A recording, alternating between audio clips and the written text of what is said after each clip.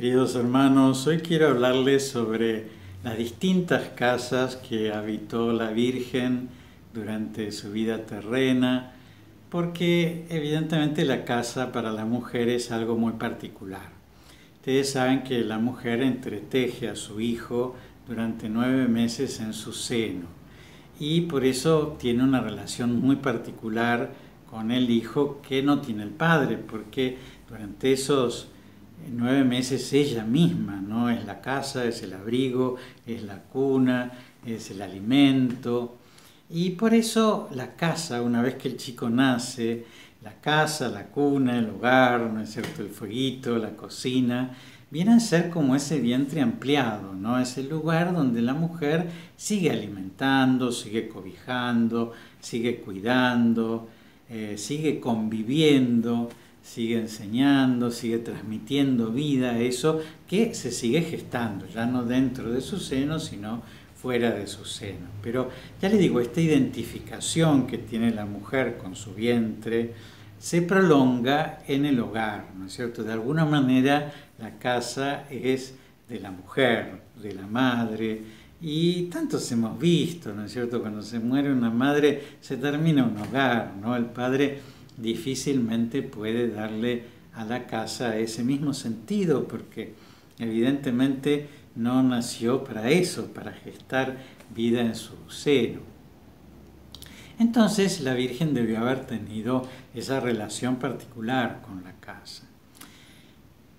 No tener casa, los sin techo, la intemperie, es algo terrible para todos, más para la mujer, ¿no es cierto?, que necesita de la casa. Y vieron que nosotros muchas veces vemos esos homeless, ¿no?, esas personas que no tienen casa, que en un 95% son varones, porque la mujer en general necesita el abrigo de la casa y lo busca y de alguna manera lucha por mantenerse unida a ese hogar.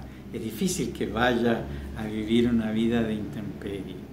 Por eso evidentemente una mudanza, el dejar una casa, el perder una casa, es un drama siempre, pero más para una mujer. Y por eso quería contarles que la Virgen, que ciertamente es muy amada por Dios, pero por otra parte muy probada por Dios, ha tenido que mudarse muchas veces. Y ha pasado por veces en que ha vivido en grandes lugares y ha pasado veces en que ha vivido grandes intemperies. Y por eso, como Dios la ha probado a la Virgen en esto tan particular que es su hogar. Bueno, les voy a hablar de cosas que están en la Sagrada Escritura, cosas que están en la tradición, cosas que surgen de revelaciones privadas, pero muy meritorias, como por ejemplo las de Ana Catalina Emmerich. Así que les voy a ir mezclando datos, pero son datos más o menos tenidos por la tradición comúnmente. ¿Dónde se dice que nació la Virgen? Bueno, se dice que nació en Jerusalén, muy cerquita del templo. Se dice que sus padres, Joaquín y Ana, eran hombres bastante ricos y que no podían tener hijos, entonces que le habían prometido a Dios que si les concedía esa gracia, entonces iban a ofrecer a ese hijo a Dios. Y entonces aparentemente tenían una casa muy cerca del templo, junto a la piscina acrobática de Betesda, en donde actualmente en Jerusalén está la iglesia de Santa Ana y San Joaquín. Y es el lugar en donde recordamos particularmente a los abuelos. Bueno, esa iglesia que tiene una acústica maravillosa y que fue construida por los cruzados, en donde se creyó que había nacido la Virgen María, tiene una cripta, porque claro, evidentemente las ciudades se van construyendo por estratos y entonces si hay que ir 2000 años para atrás hay que cavar para abajo. En esa cripta hay una capilla en donde hay un icono que nos cuenta el nacimiento de la Virgen María.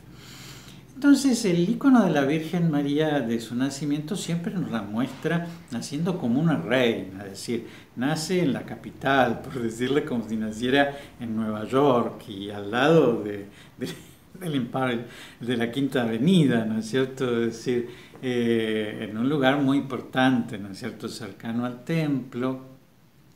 Y por eso va a aparecer su madre Santa Ana en una cama muy importante, rodeada de almohadones, de sirvientas, que están abanicando, que la están lavando, que le están ofreciendo algo para que tome. Es decir, muestra que la Virgen nació en medio de una gran opulencia. Justamente esto no sabemos si es así, pero ciertamente significa a que nació como una reina, después dio a luz en un pesebre, en un establo, en un lugar de animales, y entonces va a mostrarnos su abajamiento, ¿no? El acto de humillación, ¿no?, por la cual ella se hace pequeña. Y entonces, bueno, ¿qué pasó con esta casa? Bueno, aparentemente esa era la casa que tenían en la ciudad principal, en Jerusalén, pero que después tenían una finca en Nazaret. Y no sabemos exactamente qué pasó, pero la tradición dice que alrededor de los 8 años la Virgen fue presentada en el templo de Jerusalén, donde fue recibida por el sumo sacerdote que tenía que instruirla hasta que llegara a la pubertad. Y es posible que los padres, porque así eran las costumbres, dotaran, ¿no es cierto?, a esta hija de alguna renta, alguna propiedad, para que esa renta mantuviera los gastos que su hija produjera durante la estadía en el templo. También la entrada de la Virgen en el templo es fastuosa, es el sumo sacerdote que sale a recibirla. Le dan una celda en donde un ángel todos los días le lleva un pan. Ella está haciendo con un hilo de púrpura la cortina que separa el Sancta Sanctorum del santuario, es decir, el lugar más santo. El mismo templo, ¿no es cierto?, es decir, es el corazón del pueblo de Israel, es un templo maravilloso, que descollaba verdaderamente entre todos los templos, porque se acuerdan ustedes que en Israel había un solo templo, después había sinagogas, que eran como aulas en donde se enseñaba la palabra de Dios, pero había un solo templo en donde se ofrecían sacrificios, se sacrificaban. Y entonces, evidentemente, ese templo era imponente y ocupaba una enorme parte de la ciudad de Jerusalén.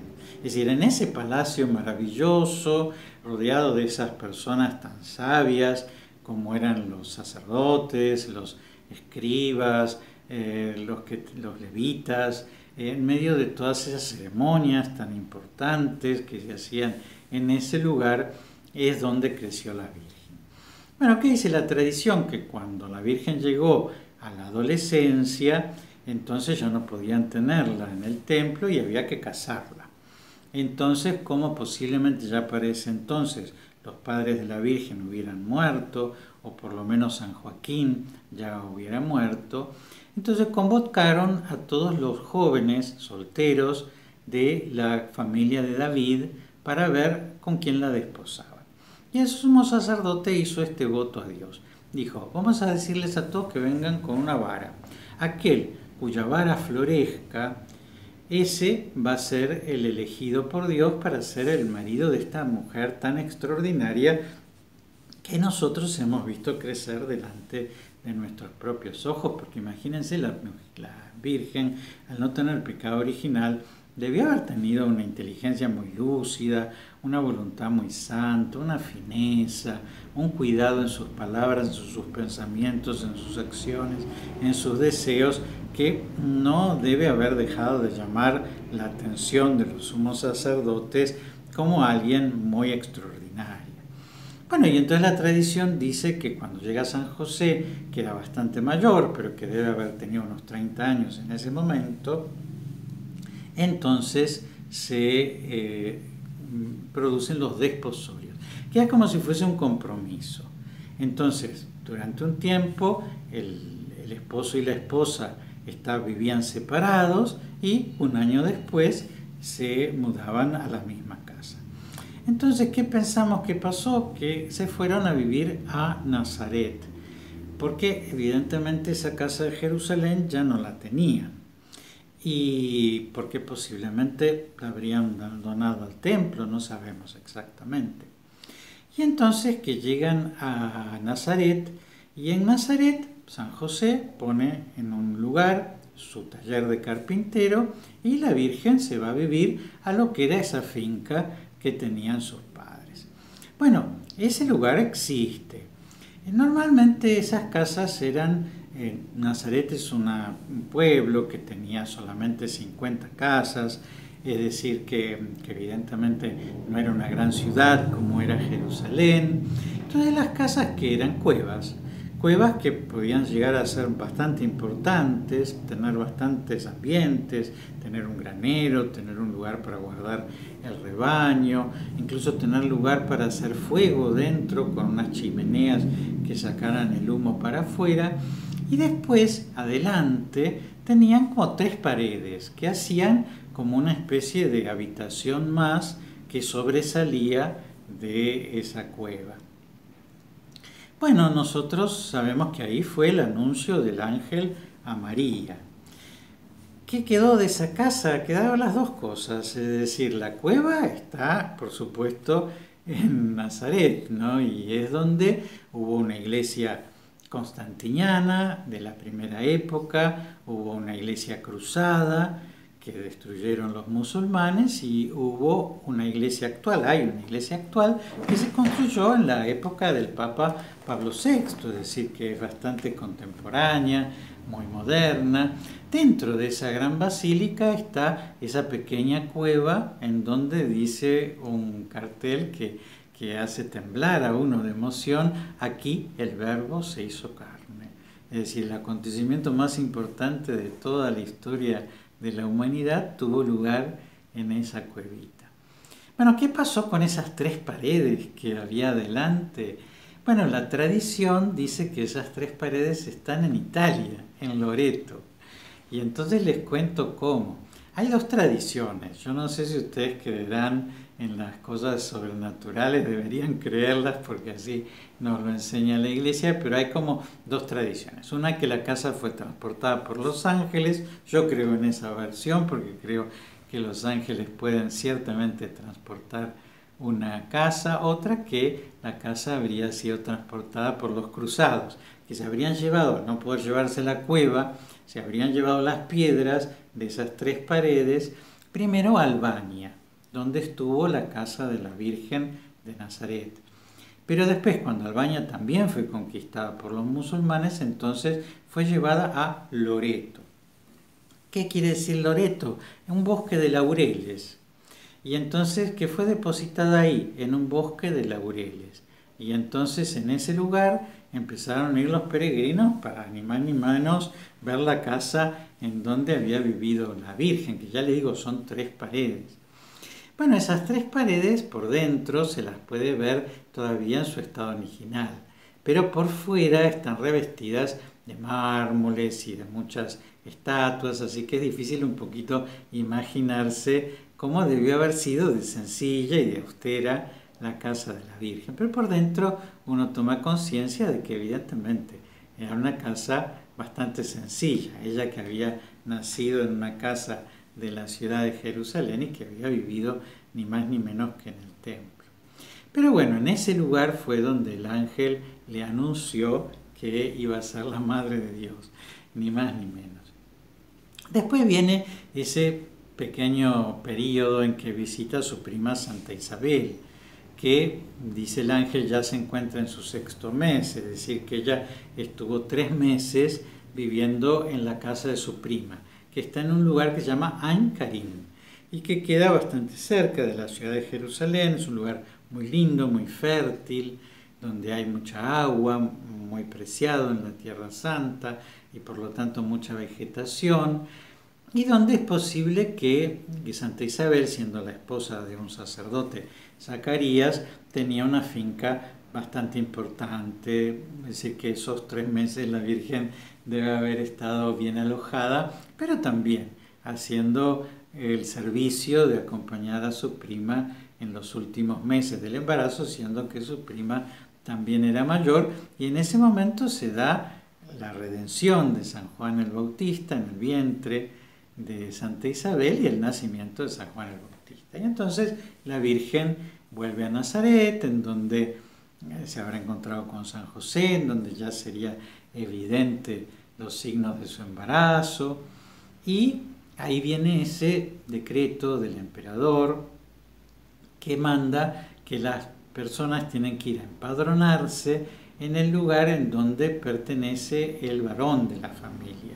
Y entonces, como San José era de la familia de David, que había nacido en la ciudad de Belén, bastante cercana también a Jerusalén, entonces ellos tienen que hacer ese largo viaje desde Galilea, en el norte, hasta Judea, en Belén, y ahí es cuando no encuentran un lugar donde hospedarse, les llega el momento a la Virgen de dar a luz, y entonces también tienen que encontrar un establo, un pesebre, que también debe haber sido una cuevita. De hecho, eso es lo que se ve. En este momento hay una iglesia, una basílica constantiniana que todavía perdura, así que es la más antigua de todas esas basílicas, que cubre esa cuevita en donde se entiende que la Virgen dio a luz a nuestro Señor Jesucristo. Y que San José dormía en una cuevita que estaba muy cerquita, que se comunicaba una con la otra, pero que no era la misma, por pudor, por cuidado del pudor de la Virgen seguramente, pero estando cerca y estando atento. Así que, ya les digo, una casa importante en la ciudad, un templo maravilloso, una casa en la provincia pequeña y ahora un lugarcito más miserable, porque ya les digo, ni siquiera era una casa, sino que era un establo, un lugar en donde se ponían a los animales. Bueno, ahí viene el anuncio del ángel que en sueños le dice a San José que Herodes está buscando al niño para matarlo. Y entonces tienen que ir a Egipto, lo que se llama la huida a Egipto. Y entonces, ¿cómo fue? Bueno, fueron bordeando el Mediterráneo, por lo que actualmente sería la Franja de Gaza, cruzaron la península del Sinaí y llegaron a la ciudad del Cairo. Y en ese lugar se establecieron, y en ese lugar hay un templo muy antiguo, que sería donde habría estado la casa de la Sagrada Familia, y después en barco toman el río Nilo hacia el sur y se establecen en distintos lugares a la vera del río. Siempre San José buscando trabajos con los cuales poder mantener a la Sagrada Familia hasta que el ángel le anuncia que Herodes ha muerto y que entonces pueden volver a la tierra de Israel, y entonces hacen el viaje de vuelta a casa y se vuelven a establecer en Nazaret. Y de Nazaret todos los años suben a la ciudad de Jerusalén para hacer una ofrenda por la Pascua, y a los 12 años de Jesús es que lo pierden en el templo. Se piensa que en Egipto deben haber estado 4 años, más o menos, que es hasta la muerte de Herodes el Grande, y entonces pueden volver a Nazaret. Y en Nazaret no sabemos cuántos años pasaron hasta la muerte de San José, porque no sabemos nada de él desde los 12 años de Jesús, y ya no se habla de él cuando empieza la vida pública de Jesús, que es a los 30 años. Así que entendemos que posiblemente pasó cuando Jesús llegó a los 18, a los 20 años, es decir, cuando ya no era necesario alguien que con el sudor de su frente cuidara a la Sagrada Familia. Entonces Dios lo llamó a San José a su encuentro en esa casa de Nazaret, y Jesús quedó a cargo de la Virgen como el hijo varón, y también Jesús ejerció el oficio de carpintero, que vendría a ser como actualmente el oficio de albañil, porque tanto hacían una silla como hacían un puente o como hacían una casa. Bueno, ahí estuvieron entonces viviendo hasta que Jesús inicia la vida pública, y sabemos que la Virgen sigue viviendo ahí, porque en pocas oportunidades se presenta para visitarlo a Jesús, y en pocas oportunidades Jesús se encuentra con la Virgen, como por ejemplo en esas bodas en Caná de Galilea. Así que vivió la Virgen muchos años en esa casita de Nazaret, pero la encontramos en la fecha de la Pascua, ya cuando Jesús está por morir, también en el monte Sión, en lo que sería la ciudad de Jerusalén, y posiblemente viviendo en lo que sería el cenáculo, el lugar donde celebró la última cena, que en principio habría sido la casa de Marcos, del evangelista San Marcos.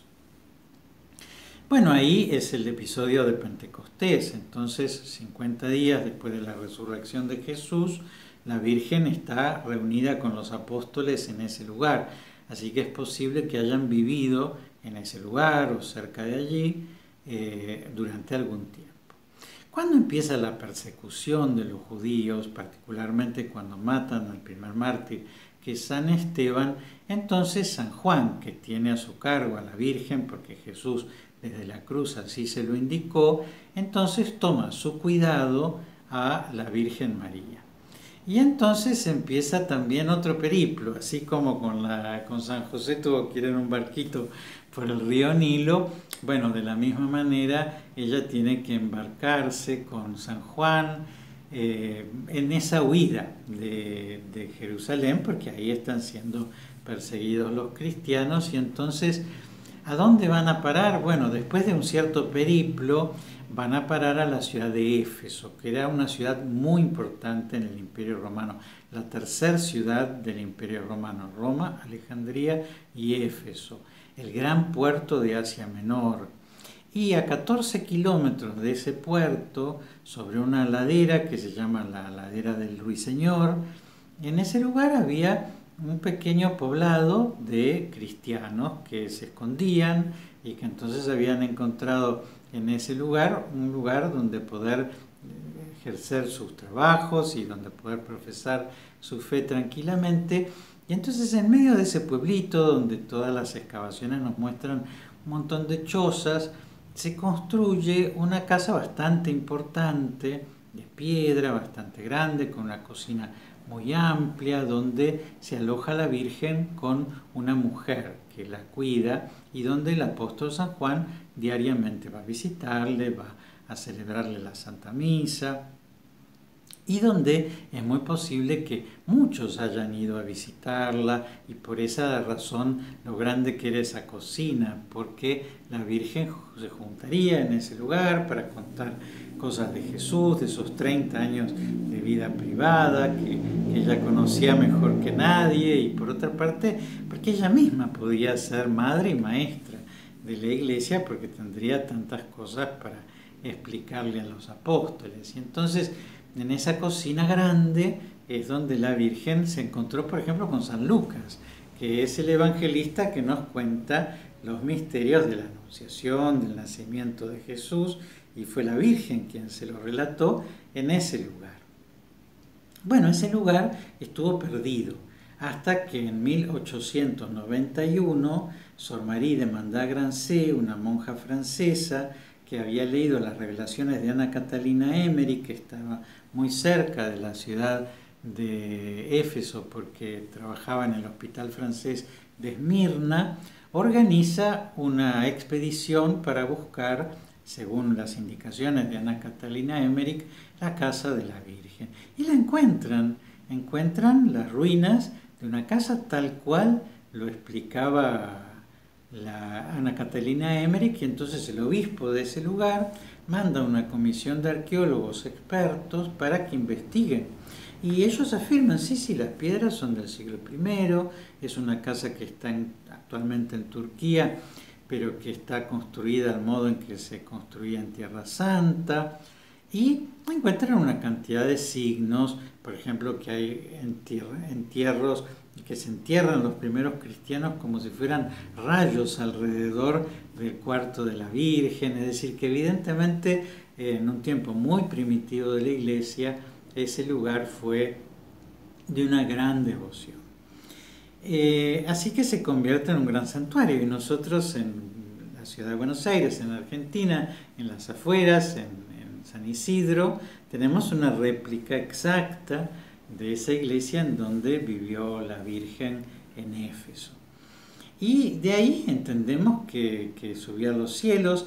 Otra tradición dice que no, que fue desde la ciudad de Jerusalén, porque en un momento los apóstoles vuelven a la ciudad de Jerusalén para hacer lo que sería el primer concilio, la primera reunión de los obispos del mundo entero, y que en ese momento la Virgen habría subido en cuerpo y alma al cielo. Por eso hay una basílica de la Asunción en el monte Sión, en Jerusalén, y por eso hay una tumba de la Virgen también en Jerusalén, por supuesto vacía porque en cuerpo y alma está en el cielo. Pero lo mismo se relata también de Éfeso, ¿no es cierto? Que la Virgen habría subido en cuerpo y alma desde la ciudad de Éfeso, donde por lo menos sí estamos seguros que habría pasado los 9 últimos años de su vida. La Virgen sobrevivió a Jesús históricamente 14 años. Es decir, que 5 años se la pasó de aquí para allá y 9 años lo pasó en esa casa.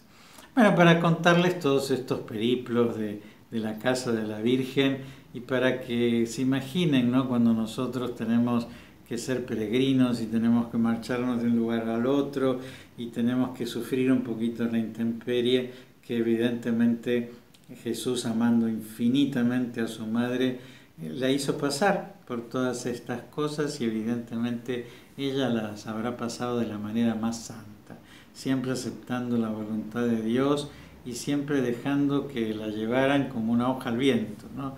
Dejándose llevar por el Espíritu Santo a donde Dios quisiera que ella esté.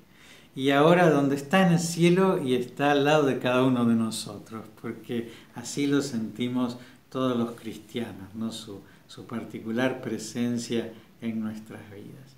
Así que espero que les haya gustado. Dios quiera que alguna vez puedan peregrinar a algunos de estos lugares donde ha vivido la Virgen, porque evidentemente esas piedras tendrán una gracia muy particular, y si no, se vienen a San Isidro y conocen esta réplica en donde no estuvo presente la Virgen, pero en donde seguramente estará muy presente de una manera espiritual.